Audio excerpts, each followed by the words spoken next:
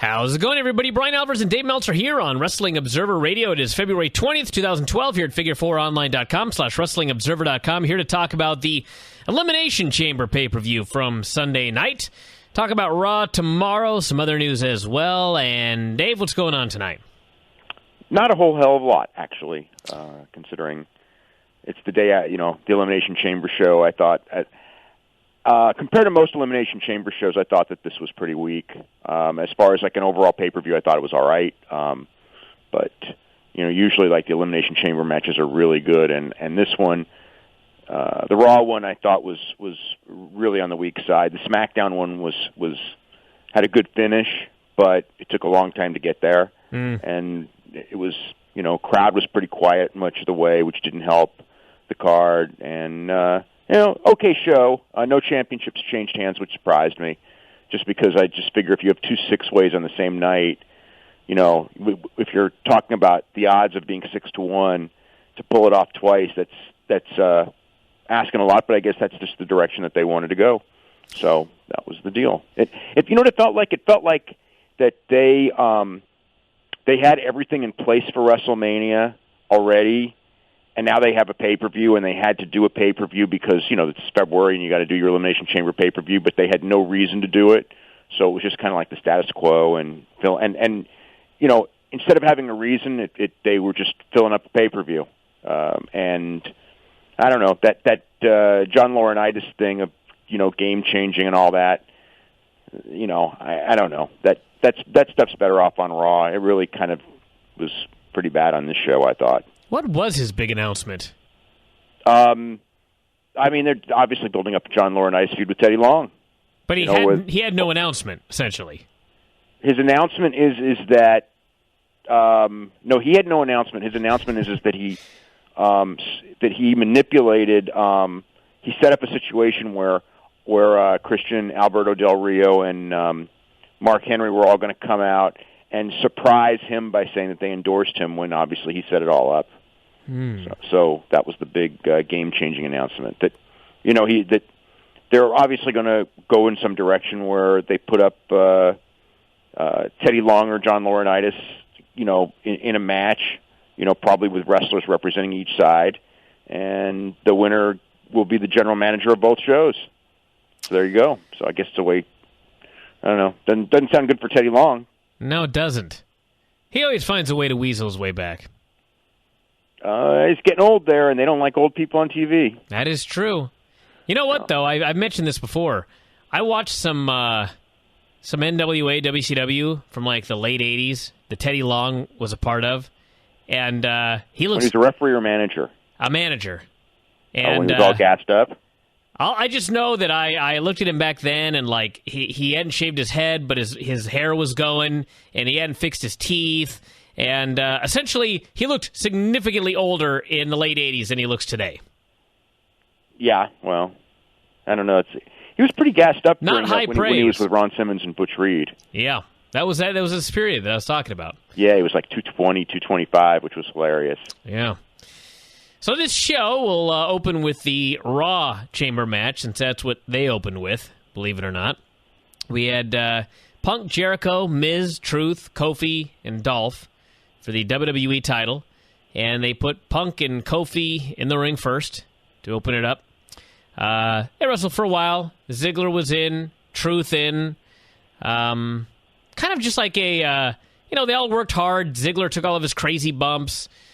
There was, I think at one point near the end, Kofi did a high cross off a pod, which was about as safe a dive as you can do. We had Miz in. Punk pinned R-Truth with the flying elbow. Jericho was in. He ended up pinning Ziggler. Put the walls on Kofi pretty much immediately after Kofi had done his dive, which was kind of funny. Kofi does a dive on a 2-man and then is immediately tapped out. That's actually how they kind of book things, though. Yeah. You before the guy gets eliminated, he does something really spectacular. Sure.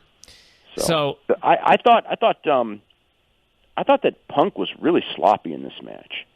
There was like a lot of spots. Like there was one where where he bashed his hip on the grating because he was supposed to land on his feet on something and he didn't even come close. And some of the stuff when they were exchanging holds were just, I think it was him and Kofi were just not really. They didn't do well together. Punk and Kofi on paper does not sound like it would do well together. Well, it didn't. So there you go. So Punk throws a high kick at Jericho, and Jericho smashes into the door, falls outside, and supposedly wipes out a cameraman and bangs his head on a deal, and he's out. Yeah, now you should mention that he had the door opened and threw Kofi Kingston out. So there was a reason the door was open before Punk kicked him and he fell out and then he got knocked out. That was really weird because for one thing, it's like I know a lot of people were upset about that thing because you talked about the thing on Monday and with Jesse Sorensen. Well, this was a lot more than that because this was like a total takeoff of it. Mm-hmm. And the other thing was, I don't really understand. I mean, I understand why they did it in the sense that it's an excuse for Jericho to not win, while at the same time say he didn't lose. But I don't know why they went to the back and did that thing where they were going to interview him, and then they didn't do anything because it was kind of like that's like the tease to do something later, and then they did nothing. Well, that was their swerve for the evening, which was they wanted you to think that they're going to swerve, and then they don't swerve. He was going to come back at the end of this match, which didn't happen. And B, that he might come in and perhaps take Santino's place in the SmackDown cage, and that didn't happen. Or that C, maybe he would even interfere in the main event, and that didn't happen either. So a lot of teases, and it turned out he just was storyline injured. So there you go. Yeah. He disappeared. He's going to be fine on TV tomorrow. Sure. This was considered an elimination, I guess, because he just vanished. And then we had Punk versus Miz, of all people, for a while. And they built it up to Miz hitting the skull-crushing finale. Miz was trying to play tough guy. Nobody bought it. Kind of a dead crowd. And then finally Punk hit the GTS and got the pin. And match was, like you said, you mentioned earlier, actually, the history of great Elimination Chamber matches. And 2 years ago, they were in Seattle. I think it was 2 years ago. It was Seattle or Portland. Close enough that I drove there. And they had two awesome Elimination Chamber matches on that show. And this one was just kind of a match. And the SmackDown match, which we'll talk about in a little while, I mean, yeah, the last few minutes was really good and exciting, and the crowd was really into Santino and everything like that. But I think people have forgotten, the first part of that match was god-awful. But we'll get into that. And dragged and dragged. Mm-hmm. Yeah, I mean, on the SmackDown side, yeah. It wasn't. Yeah, it finished good. I mean, the Raw match it really was a decent match. I think that the crowd heard it, and I think that the booking heard it a lot in the sense that, they were left with Miz, and nobody at that point, nobody saw Miz as a threat at all. I mean, None. All of his offense got no reaction. And also, the other thing was that it ended flat because when he pinned him, I think that everybody was expecting Jericho to run back in, and then they played his music, and that made just made a really flat ending. Mm-hmm. So not that good. Not that good. I mean, for a match, it was all right. It's over 30 minutes. Not really a lot of twists and turns, even. So yeah, there was some stuff that was good in the match, but I didn't. I don't know. It was a good match, but by WWE main event standards, below par, and Elimination Chambers standards, really probably one of the worst Elimination Chamber matches that there's been. I mean, not the worst, but I would say probably bottom 10%. Sure. Then we had a John Cena workout video, Florida Championship Wrestling. This is the gym that the guys train in. John Cena's real-life trainer was there. And a lot of the FCW developmental guys, Tyler Black was there, the former Consequences Creed was there. And it was funny because, a few years ago, people were kind of, I got a couple of people that were, comparing this to the Rock versus Brock Lesnar build that they did. And that was two men who were training in an athletic endeavor. And I'm not saying that weightlifting is not an athletic endeavor, but the entire point of this workout video is John Cena is lifting heavy weights to get ready for The Rock. Well, no, he's doing snatches. I see. So he's doing power exercises. Well, he's doing Olympic snatches. So it's that's not really what most people train in. No, there's nothing wrong with it. It's a lot of football players train in it and things like that, and it's good. It's good core exercise and everything. Sure, but it's not bodybuilding exercises like most people. Casey needs to hit the ropes really fast in that match with The Rock. I guess so. I don't know. Something about this, I think that he got a trainer who got him all hooked on doing Olympic lifting, and lifting heavy. And it's I think it's because he got an injury, and the feeling was that he'd been doing like a lot of like bodybuilding movements and isolation movements, and so the trainer told him not to do this.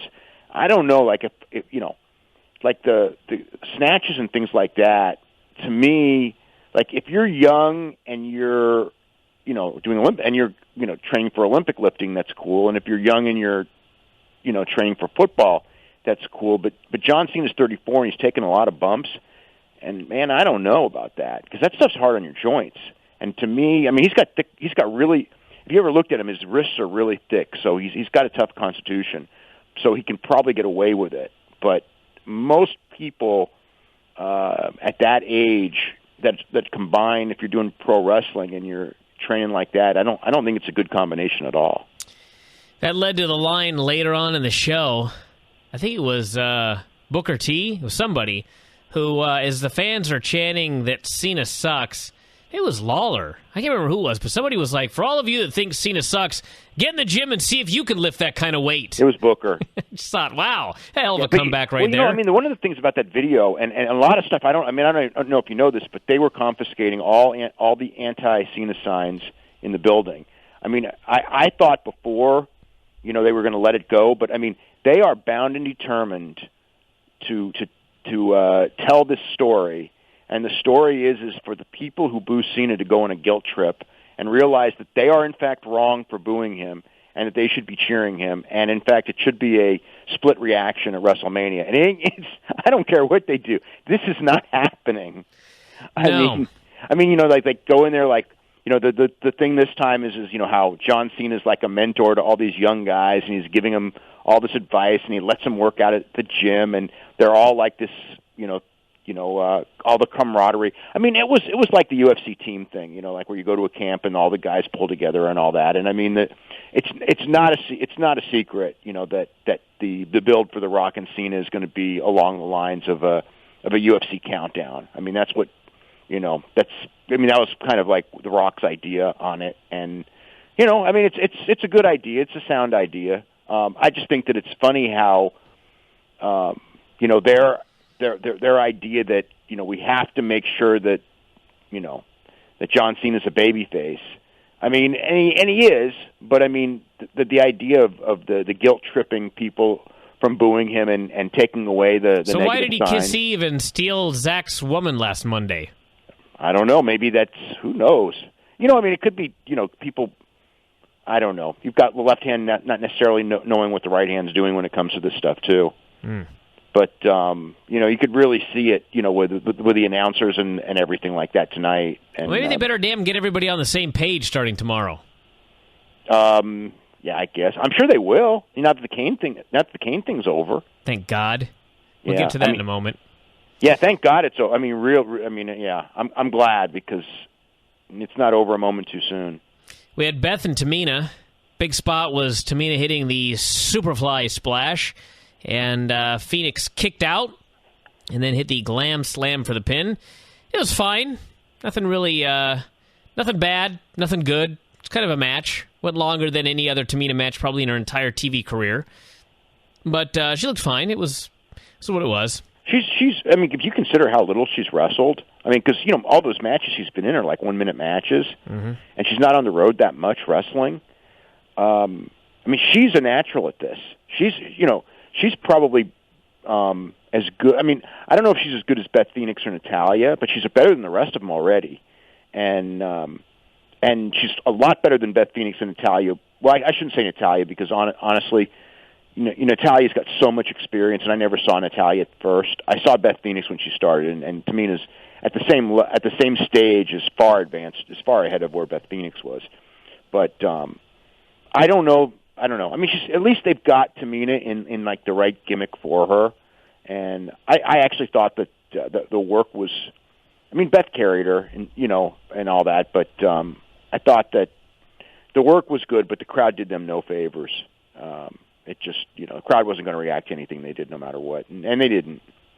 We had a bunch of Santino segments. First, he was drinking raw eggs and then he was punching a ham, which was standing in for a side of beef, and then he was running the stairs and doing the trombone gimmick.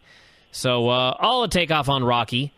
He was the Rocky story for the evening. But all done as comedy, not done as serious. Of course, total comedy. Anything involving Santino. Like when he drank the raw eggs, he threw up, and they didn't show him like running the steps and blowing up, which they probably actually should have. But and the running, when he was hitting the thing, he was, what did he do? He pulled out the Cobra. The Cobra.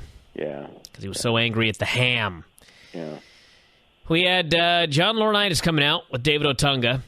And, of course, as you noted, he had Alberto returned, and then Mark Henry came back from his suspension, and then Christian came back from his injury. All talking about how, boy, John Laurinaitis, you should be the permanent GM of Raw, and you should be the GM of SmackDown. Mark Henry called Teddy Long a bully. And that was a great line. Nobody even laughed. I thought that was so funny. It was a great line. And, the crowd just didn't care at all. No. So, finally, Otunga's like, let's get a group photo. And they all stood together, and Mark Henry wanted nothing to do with this, but they forced him to do it. And he took a group photo, and then he put himself in the photo and smiled. And then, literally 1 minute later, he had the photo up on Twitter. And this was, the best usage of Twitter of all time, because this photo was awesome. So, there you go. Segment sucked. I paid $8 for it. It annoyed me. I just didn't think that it fit on a pay-per-view, but no. That's the stuff that's a made-for-TV segment. You should have booked another match. Well, the problem is they had no talent. The other match would have been Hunico and Alex Riley. Yeah, we can avoid that one. We had Bryan, Khali, Big Show, Wade Barrett, Santino, Cody Rhodes for the World Heavyweight title in the second chamber match. And as part of the story of Daniel Bryan being the champion who always, I don't know what the storyline is. He lucks out or he finds a way to win or whatever. Yeah, well, I guess it's Fluke's way, and this time he didn't fluke his way. They kind of killed their portrayal. Well, they fluked by putting him into the cage last. He went in last. Think about this. You had guys like, and granted, the Big Show can do a decent match, but the Great Khali, for example, and Santino is great for comedy, but he's not a very good worker. And these guys were in the cage long before Daniel Bryan even got in there. And a waste of Daniel Bryan's talents to leave him until the very end. Luckily, they pinned Khali pretty much. He still was probably in for close to 15 minutes. Yeah, thank God, when he finally got in there. Yeah, or maybe even more than 15 minutes. They started with Show and Wade Barrett. This was an insufferable 5-minute period. And then Cody was in, and he kind of brought some life into it. Then Santino was in, and everybody actually loved Santino, but it wasn't like it was any great action. Khali was in, immediately pinned, thank God. And finally, Big Show could wait no longer for Daniel Bryan, even though his pod was going to open next.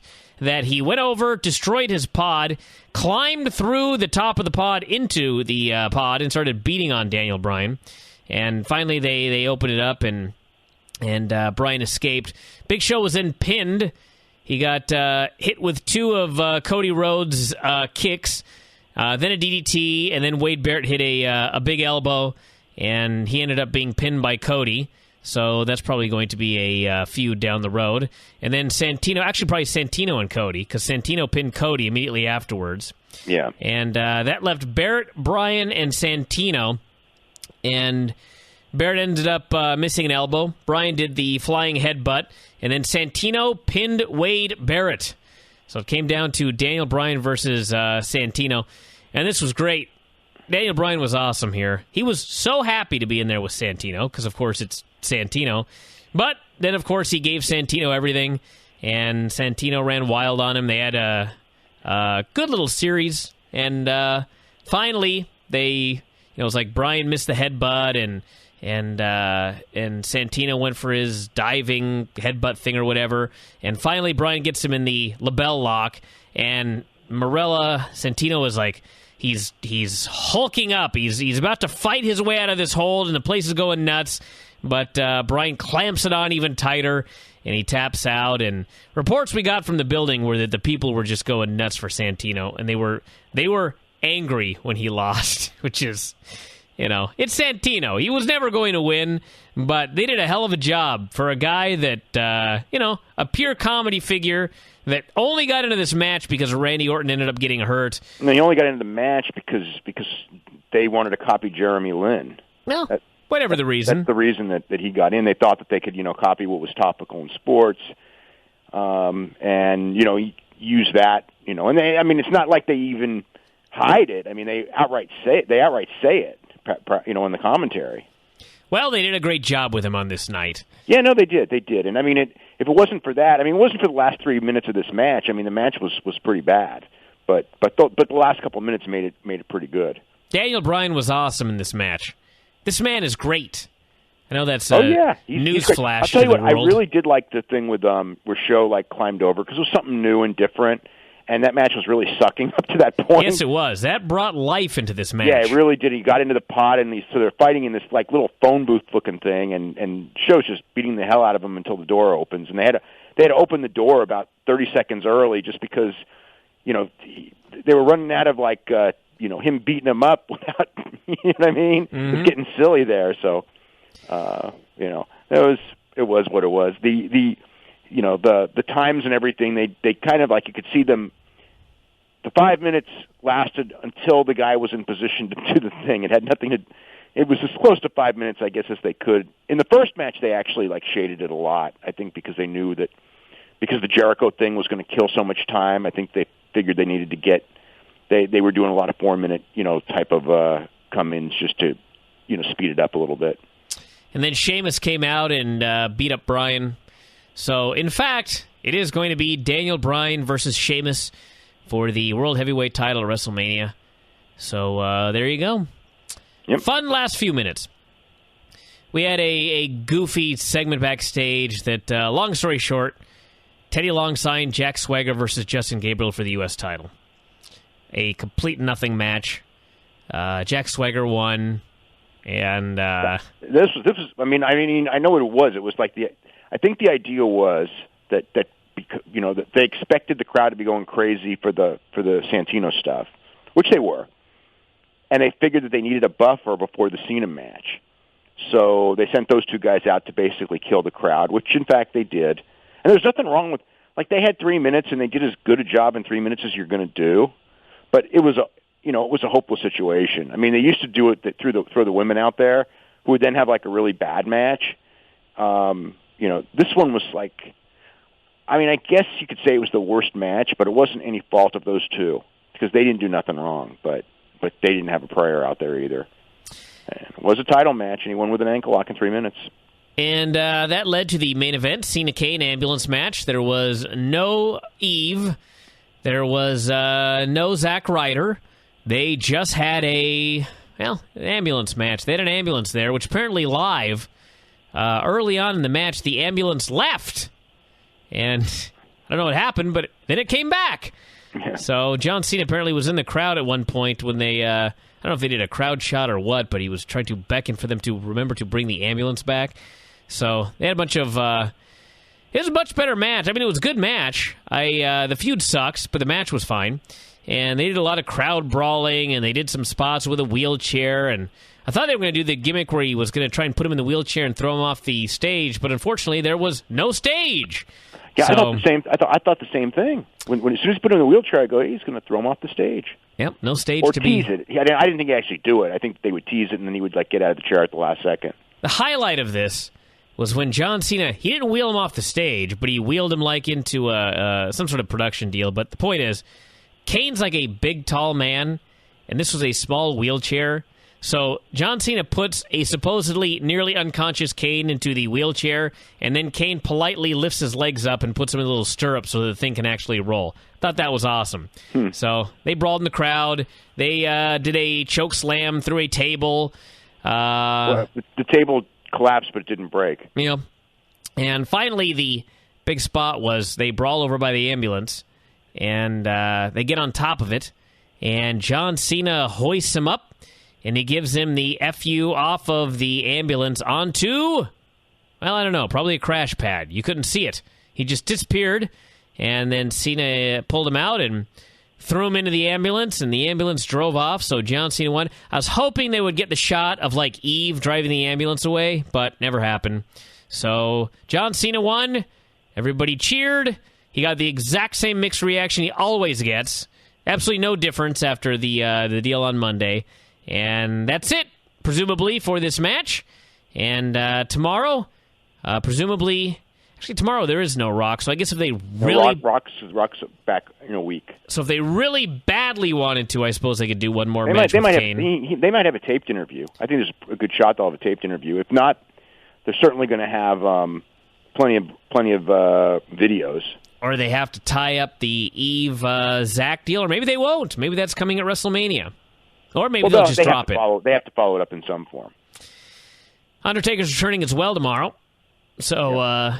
Yeah, they pushed that. They pushed, Undertaker demanding an answer from Triple H. Apparently Undertaker put up a, there's a new video, actually, that is also online you can check out. Maybe he'll show up bald. I think he may. Yeah, somebody had the idea online that the reason he cut his hair is that Hunter keeps talking about he doesn't want to destroy the brand, so Undertaker is going to destroy his own brand, one thing at a time, until Hunter takes the match. Okay, we'll see. Not blown away by that suggestion? No, not at all. Why is he cutting his hair off then? Because he cut his hair months ago and hasn't grown back. I know that. They have to cover it. But in storyline, why is he cutting his hair off? That's a good question. I don't know. I guess they'll explain that tomorrow. Well, I guess we'll find out tomorrow. Or they won't explain it. That's right. They just cut his hair to explain why he doesn't have hair. Sure. So, next week, The Rock makes his first live appearance. He'll be, I believe, live on every show except for one at this point. That could always change. And what else do we have coming up? We've got a live 3-hour Raw coming up in April, which is going to be the draft show. Yeah, we've got a 2-hour live SmackDown on Tuesday, so plenty of WWE television. I'll tell you what, with all this WWE television, they really could have put that John Laurinaitis thing on Monday or Tuesday. Well, maybe they got so much other good stuff, Dave, that they just had to put it on this show. Yeah, I'm sure they do. Yeah. The Raw draft, I don't know. Since all the SmackDown guys are on Raw anyway, who gives a shit? Yeah, exactly. Why is there even a draft? Why is there even a brand extension at this point?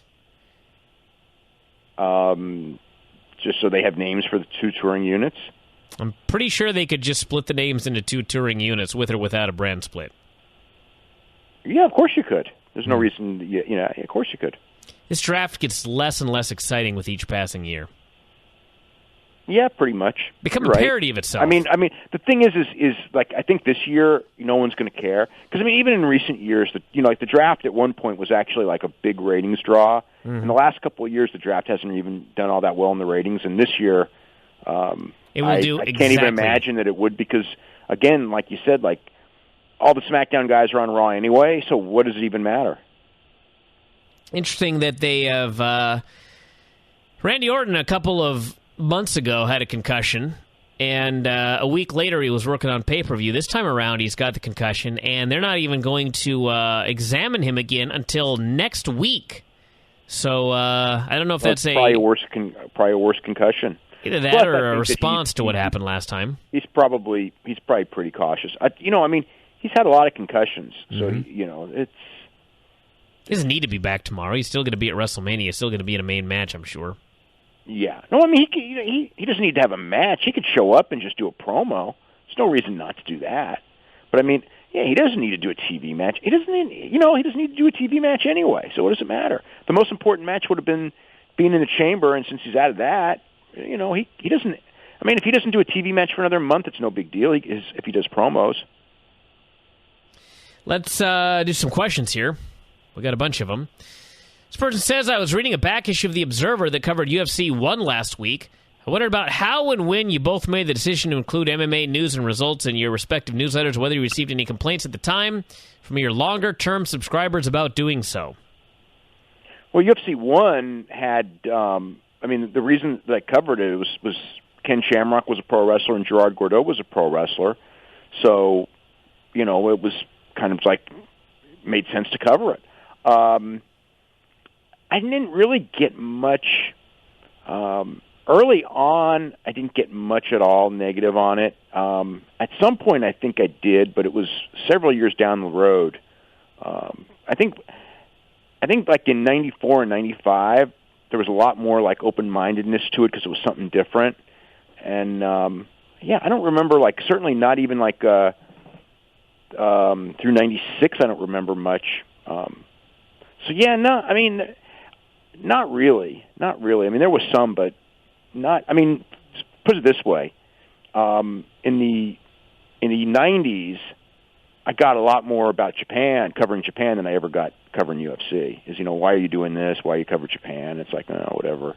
At the time, if you're talking about the '90s, it was like, I mean, you can say it later for UFC in 2006, but and even a little bit in the '90s, but in Japan in the '90s, it was always like, I always thought that like people said like you don't cover Japan. It's like Japan was thriving and the United States was dying, and there was so much to learn from Japan because they were 20 years ahead of us, or 10 years ahead of us, or whatever it was. So it was kind of like if you paid attention to Japan, you kind of knew where the thing was going because they were ahead of us. So I always thought that was pretty important things to do. But yeah. So I mean, I'd covered Japanese wrestling, and again, like I said, like, you know, Gordeau had wrestled in Japan, and Ken Shamrock was actually a star in Japan, so it just made sense. This person says, if TNA was bought out by WWE tomorrow, what wrestlers do you think Vince would keep and push? That's a tough one. I think he'd keep a lot of them. I think all the main guys he would keep. As far as who he would push, right off the bat, I would say nobody. I think that, yeah. I mean, I don't know. He wouldn't push Rude and Storm. He'd keep Rude, I'm sure. Oh yeah, he'd keep all of them. AJ, Storm. He'd keep all of them. Yeah, he wouldn't push AJ either, but he wouldn't fire him. Daniels, I could see not lasting long. I could see Joe going either way, depending on a lot of things. I think Crimson would be in developmental. Matt Morgan, who knows what he would do with Matt Morgan? I don't know. I think he'd love Magnus, but he'd probably send him to developmental. Who else is there? Kazarian, meh. Kazarian, I could see probably not lasting. Let's see, Bully Ray. I think Bully Ray would probably have a good shot at getting. But you know, he isn't going to use Bully Ray past like mid card. But I could see Bully Ray being like that veteran heel mid card guy, and he is a really good heel. But I could also see him, you know, not getting a chance of being near the top just because he came from TNA, or he reinvented himself in TNA. I mean, the bottom line is if they don't come up with your gimmick, you know, if they can come up with, if someone has a clever idea for you and does a remake, maybe they'll get a push. But I mean, I think the Monty Brown thing showed, you know, because Monty Brown was pretty much like a main eventer in TNA, and when they brought him in, I mean, they didn't do anything with him, and he could talk too. His work was, you know, he was a good athlete, but his work was so at best. But his talking was real good, and they never let him talk. You know, they rarely let him talk. So I just see everyone pretty much. You know, there might be one guy who sneaks through, but as a general rule, I think almost all of them would flounder just because they came from TNA. This person says he started watching wrestling during Bob Backlund's WWF title reign, and I was curious how fans perceived Billy Graham as champion. I'm wondering because every other heel at the time was a short-term transitionary champ until him. Do they see him as a long-term champ like Bruno that would reign for years, or do they expect him to lose the title every time he wrestled? And is it possible he drew well partially because fans were always expecting a title change? Well, it depends because he actually drew. I remember like he drew 12,000 people in Philadelphia against Tony Gurria, and I don't think anyone would have expected a title change on that one. But I think that, you know, as far as the Garden where he was always selling out, I mean, the guys that he worked with at the Garden were guys who were for the most part people who were baby faces that never lost, you know, like Dusty Rhodes, you know, that were Mil Mascaras, who were brought into special attractions, worked with Peter Maivia, Bruno, a lot of shows with Bruno those were big deals. So I think in all of those cases, people didn't envision the babyface losing because those babyfaces never lost. So it was kind of like he was sneaking through, as you know. But yeah, no, it was because they expected him to lose. But if you were following it at the time, I mean, it was not a secret that Bob Backlund was going to be the guy who wins it. So when they finally got to Bob Backlund, I think, I mean, I don't know if everyone knew, but I thought it was pretty. I mean, it was not like it was completely telegraphed that Backlund was going to win the championship when he did. So, yeah, I mean, as far as, but yeah, Graham drew exceptionally well as champion, and not just in WWF. I mean, Graham actually defended the championship, was more in demand as champion. I should say more in demand because that's a weird way of putting it, because Bruno was in demand, but Bruno was, at that point in his life, was only going to work a certain number of dates, and so he wasn't going to work in a lot of other territories. I mean, he did work Toronto, Bruno did. He did work other places, but Graham worked everywhere as WWF champion, and drew everywhere as WWF champion. He worked, he worked Florida all the time, among other places. He was constantly work. I mean, he was trying to make his money with the belt, and did more traveling than any WWF champion had ever done up until that point in time. On the subject of Backlund, this person says, when I was a kid, I remember watching Bob Backlund feud with Bret Hart and finding Backlund to be possibly the most entertaining villain I'd ever seen in wrestling.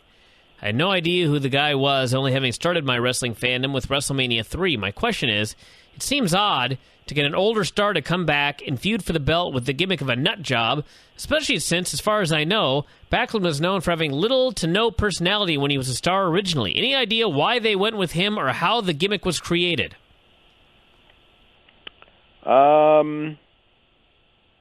Vince wanted him to turn heel in '84, and he refused to do it and got fired. So I guess at that point in his life, he probably agreed to come back, and Vince, had him go heel, and that was the gimmick that he had. And, it was mixed. I mean, he got a lot of heat. He really did. He got a lot of heat. He didn't draw well, and the top guys hated working with him. I remember the Clique just completely buried him all the time. I mean, about like how he was like horrible. He was the worst worker in the business. I mean, I remember Scott Hall, like they booked some stuff with Bob Backlund and I think Scott Hall, and Scott Hall insisted on Dick Murdoch managing Bob Backlund, and Scott Hall, I remember there was a match in, I don't remember where, it was in the Bay Area, it was probably San Jose or Oakland, I don't remember, but I was there when this was going on. And I mean, it was like, so the match was, with Scott Hall and Bob Backlund totally sucked. But Scott Hall worked the match with Dick Murdoch, who was managing Bob Backlund. I mean, you could see he was like trying to bypass Backlund. So, he had a tough go of it politically. I think that the gimmick was real good. Maybe not for a main eventer at the time, but it was a good gimmick.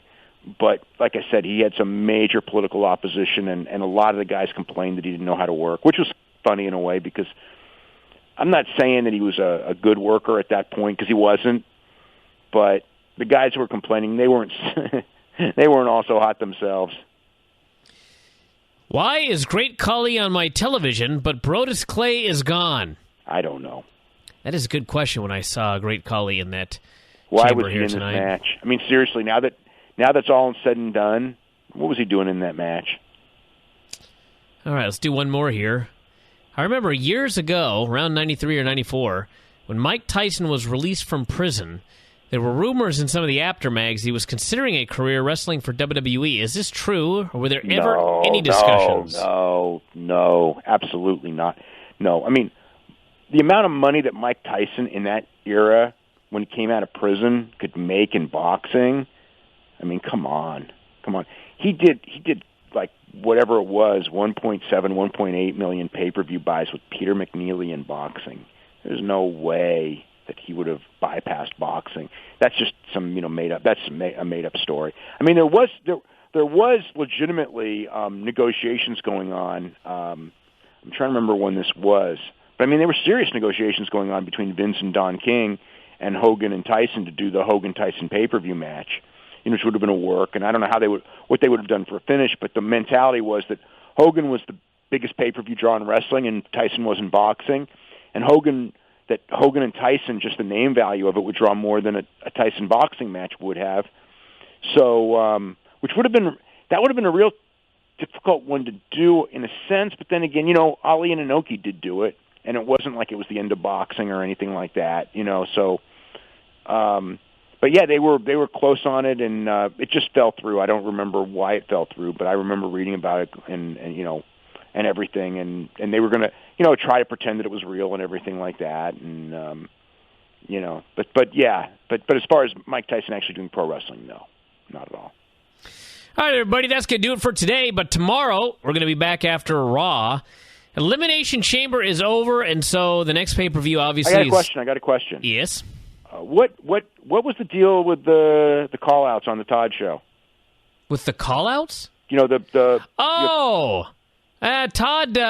just thought that I probably shouldn't speak for him because I'll screw his argument up. But he basically said that we are the only people that argue that these guys should be doing call-outs and doing call-outs. Whoa. What about the people in UFC and what about the announcers who do the interviews? He doesn't believe that the UFC really wants people to do call-outs. Well, then he doesn't know what he's talking about because when I talk to people in UFC, both Dana and others, they pull out their hair if they have hair about how these guys are so freaking stupid that they're given a platform to match make and get the ball rolling on a match that they want, and they drop the ball every time. Why is the question asked? The question is asked because the UFC wants the announcers to ask the question, so these guys come and do that. So, if he doesn't know that, then how does he not know that? Everyone knows that. Well, he says that Joe Silva is a better booker than the fighters. And he says he is, but that's not the point. Joe Silva wants the fighters to have heat for their undercard matches. Yes, but when it comes to a main event, doesn't matter. The main eventers know who they're going to fight anyway because it's common sense. The mid-card guys who nobody knows where they're all interchangeable, he wants, it's a whole lot better to have Melvin Guillard against Rich Clemente, if you remember that feud, than to have Melvin Guillard against some unknown guy or Rich Clemente against anyone else in the universe without that feud. They're looking for feuds in the mid-card. That's what they want. And that's why those guys get asked those questions. Well, one day we'll have Todd on, and you guys can debate it. It's not a debate. If he's saying no one cares, then why do they ask the questions? He's just dead wrong. He's dead wrong. Why do they ask the questions all the time? Why does the announcer ever ask the questions if they're not instructed to? And besides, I've talked to those people all the time. That's a common thing after every show. The guys who what was it? Who was the one in the show? Oh God! Just pick a name. It happens on every show. Yeah, the guy on the show, Stipe Miocic. When that was over, it was just like, my God, another one. Again, we lob the softball over the plate, and the guy refuses to swing, and it's just like, and they're told too. The fighters are told. Dana has gone before and just go, we want you guys, when you're asked this question, to give an answer. And the problem is that a lot of these guys, that especially it's usually guys who come from amateur wrestling more than anything else. They come in there and they have this idea that by doing so you're not being respectful, so it's considered bad. And that's like this thing that they're trying to break these guys from that mentality. But it's hard when you come from that amateur wrestling thing because you kind of have that thing where it's just hard in a lot of ways. Moving from amateur sport that isn't geared towards drawing spectators and is geared towards very, very hard work, not necessarily being entertaining, winning by points, and then having to take those talents which do serve you well in MMA and bring it into a world where it's more important, or it's as important, and in some cases more important to be entertaining, and it's also important to build feuds and rivalries. It's kind of funny because, Cael Sanderson has been trying to get a hold of Dana, about, what can we do in amateur wrestling to draw? And it's like, well, it's simple, build heat. That's the answer. Without it, I don't care who it is or what it is.